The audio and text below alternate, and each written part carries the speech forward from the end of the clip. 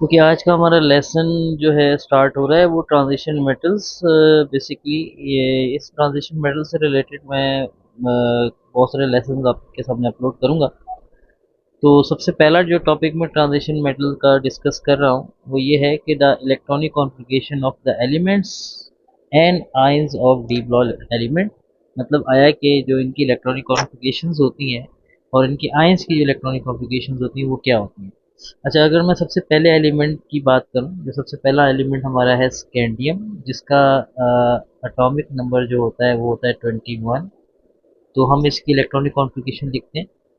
तो सबसे पहले आएगा 1s2, 2s2, 2p6, 3s2, उसके बाद आएगा 3p6, और उसके बाद अगर हम यहाँ तक काउंट करें तो टोटल हम यहाँ तक 18 इलेक्ट्रॉन ऑलरेडी फिल कर चुके हैं। अच्छा, अब उसके बाद होना ये चाहिए कि 3d फिल होना चाहिए, लेकिन 3d पहले फिल नहीं होता, पहले 4s फिल होता है, क्योंकि जब 4s ऑर्बिटल सबशेल एम्प्टी होता है तो इसकी एनर्जी लो होती है। तो पहले ये फिल होगा तो इसमें 2 इलेक्ट्रॉन आएंगे। तो अब हमारे टोटल हमने 21 में से 20 इलेक्ट्रॉन ऑलरेडी फिल कर दिए। तो अब हमारे पास जो एक इलेक्ट्रॉन बचा है वो डी में आएगा। ठीक है, तो ये हमारी इलेक्ट्रॉनिक कॉन्फ़िगरेशन है स्कैंडियम की। मैं एक और एग्जांपल देता हूँ। लेट्स सपोज हमारे पास एक और एलिमेंट है मैग्नीज। मैग्नीज का एटॉमिक नंबर जो है वो है 25। ठीक है, तो इसमें भी हम इलेक्ट्रॉनिक कॉन्फ़िगरेशन लिखेंगे 1s2, 2s2, 2p6, 3s2, 3p6, उसके बाद हम फिल करेंगे 4s2 एंड 3d5। ठीक है, तो बेसिकली अगर आप शॉर्ट में देखें, यहाँ पर ये लास्ट में 21 बन रहा है, तो इसका एटॉमिक नंबर भी 21 है। और इसमें भी लास्ट में 25 बन रहा है, तो इसका एटॉमिक नंबर बेसिकली 25 है। लेकिन ये सिर्फ और सिर्फ ये ट्रिक सिर्फ और सिर्फ जो एलिमेंट्स हैं, यानी कि जिनका एटॉमिक नंबर 21 से 30 के दरमियान है, बल्कि इसमें से भी 6 या 7 एलिमेंट पे फुलफिल होता है। हमें ये बेसिकली शॉर्टकट पे इतना फोकस नहीं करना चाहिए, मेन इलेक्ट्रॉनिक कॉन्फ़िगरेशन ये है। तो ये तो किसी भी एलिमेंट की इलेक्ट्रॉनिक कॉन्फ़िगरेशन जो डी ब्लॉक एलिमेंट है उसका हम इलेक्ट्रॉनिक कॉन्फ़िगरेशन लिखेंगे। याद रहे, इसमें 4s ऑर्बिटल पहले फिल होगा, 3d बाद में होगा। या अगर ये बेसिकली फिफ्थ ग्रुप के एलिमेंट हुए तो पहले 5s ऑर्बिटल फिल होगा और फिर उसके बाद 4d होगा। तो ये सीक्वेंस हमारे ध्यान में होनी चाहिए। अच्छा, अब हम बात करेंगे कि आया कि जैसे लेट सपोज हमारे पास क्वेश्चन आता है कि Fe+2 आयन की इलेक्ट्रॉनिक कॉन्फ़िगरेशन लिखें, और आपको ऑलरेडी एटॉमिक नंबर दे दिया जाता है कि Z=, इसका है 26। ठीक है। अच्छा, पहले मैं इसका जो Fe की इलेक्ट्रॉनिक कॉन्फ़िगरेशन लिखूंगा वो क्या होगी, 1s, यानी कि Fe की जो इलेक्ट्रॉनिक कॉन्फ़िगरेशन होगी वो होगी 1s2, 2s2, 2p6, उसके बाद 3s2, 3p6, और नॉर्मल तरीके से 4s2 एंड 3d6। ये इसकी इलेक्ट्रॉनिक कॉन्फ़िगरेशन होगी। लेकिन अब हमने असल में इलेक्ट्रॉनिक कॉन्फ़िगरेशन लिखनी है Fe2+ की। तो इसका मतलब है हमें 2 इलेक्ट्रॉन लूज करने हैं। अच्छा, अब ये देखें, ये हमारे पास इसका वैलेंस शेल है। इस वैलेंस शेल में दोनों ये सब शेल यानी कि 4s और 3d दोनों डी ब्लॉक एलिमेंट में इन्वॉल्व होते हैं। तो आया अब आपके जहन में क्या आएगा, क्योंकि हमने लास्ट में जो है 3d फिल किया था, तो क्या इलेक्ट्रॉन 3d से निकलने चाहिए?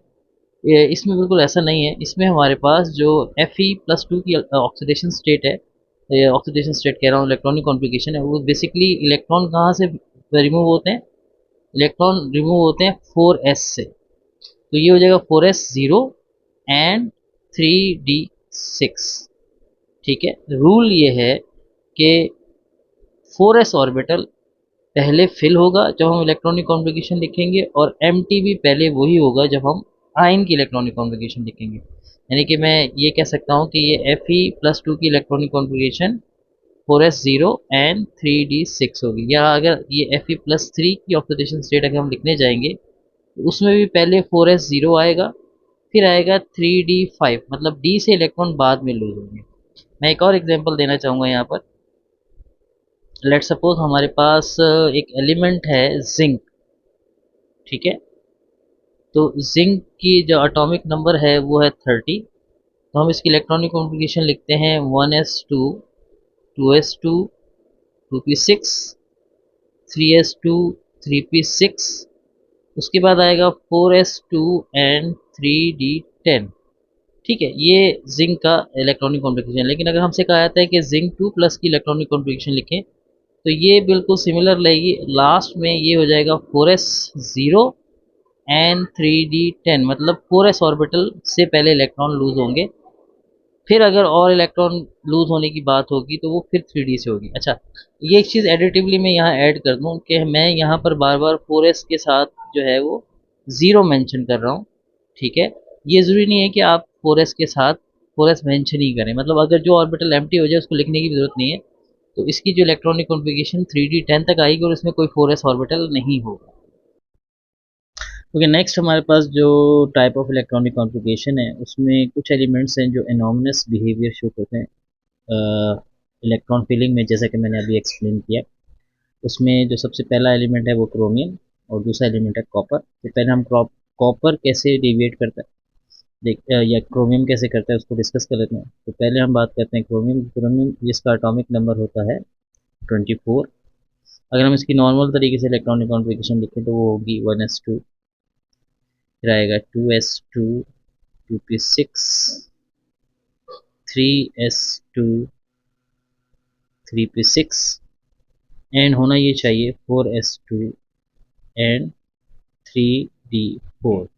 जबकि ये इलेक्ट्रॉनिक कॉन्फ़िगरेशन वैलेंस शेल की एग्जिस्ट ही नहीं करती। इसकी जगह एक्चुअल में जो प्रैक्टिकली ऑब्जर्व मिलती है वो 4s1 एंड 3d5 मिलती है। मतलब ये दोनों जो सब शेल्स हैं ये हाफ फिल्ड होते हैं, ठीक है। अगर आप इस चीज़ को देखें, ये चीज़ इसमें हमारा 4s ऑर्बिटल तो कम्प्लीटली फिल्ड है लेकिन 3d ऑर्बिटल पार्शियली फिल्ड है। अच्छा, अब सवाल ये पैदा होता है कि ये हाफ फिल्ड क्यों है। जिस तरह से ऑक्टेट रूल है कि अगर एक एलिमेंट का लास्ट शेल में यानी कि 8 इलेक्ट्रॉन होंगे तो वो स्टेबल होगा, इसी तरीके से अगर ऑर्बिटल्स या सब शेल हाफ फिल्ड हो तो ये भी एक स्टेबिलिटी की ही एक कंडीशन है। तो उसको अचीव करने के लिए क्रोमियम ऐसा करता है और कॉपर भी यही काम करता है। लेकिन ऐसा सिर्फ ये क्यों करता है, बाकी कोई और एलिमेंट क्यों नहीं करता है? उसका रीज़न सिंपल सा ये है कि 4s और 3d ऑर्बिटल, या फिर हम ये भी कह सकते हैं कि 5s एंड 4d ऑर्बिटल, जब जो कि बेसिकली इस टाइप के ऑर्बिटल जो हैं जो वैलेंस शेल में जो कि सिर्फ डी ब्लॉक एलिमेंट्स में पाए जाते हैं, इनके दरमियान एनर्जी का गैप बहुत कम होता है। इनके इलेक्ट्रॉन एक दूसरे और सब शेल में आसानी से जंप कर सकते हैं। तो सिर्फ और सिर्फ एक इलेक्ट्रॉन के जंप से, मैं यहाँ एक इलेक्ट्रॉन की बात कर रहा हूँ, एक इलेक्ट्रॉन के ट्रांजिशन से अगर ऑर्बिटल हाफ फिल्ड होते हैं या फुल फिल्ड होते हैं तो ये ट्रांजिशन होगा और वो इस तरह से डेविएशन आएगी।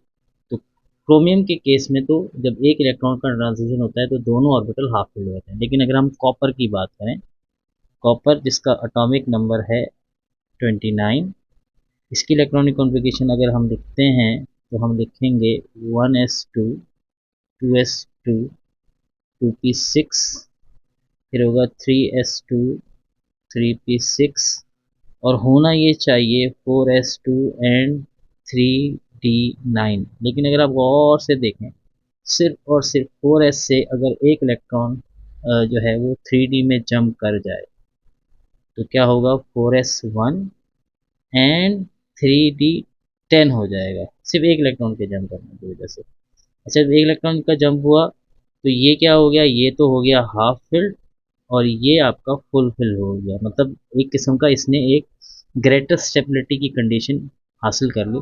तो इस वजह से ये तो एग्जिस्ट नहीं करता। तो इसकी इलेक्ट्रॉनिक कॉन्फ़िगरेशन का वैलेंस शेल 4s1 और 3d10 होता है। तो ये इनॉमिनस बिहेवियर था क्रोमियम और कॉपर का। अच्छा, जो इनकी आइंस की इलेक्ट्रॉनिक कॉन्फ़िगरेशन का रूल है वो सेम है। मतलब जो पहले है वो s ऑर्बिटल एम्प्टी होगा, फिर 3d से, जैसा कि मैंने ऊपर एक्सप्लेन किया, उसमें कोई वेरिएशन नहीं है। सिर्फ और सिर्फ नॉर्मल ग्राउंड स्टेट जो कि नॉर्मल एलिमेंट की थी, उसमें ये वेरिएशन थी, वो मैंने आपको बता दी।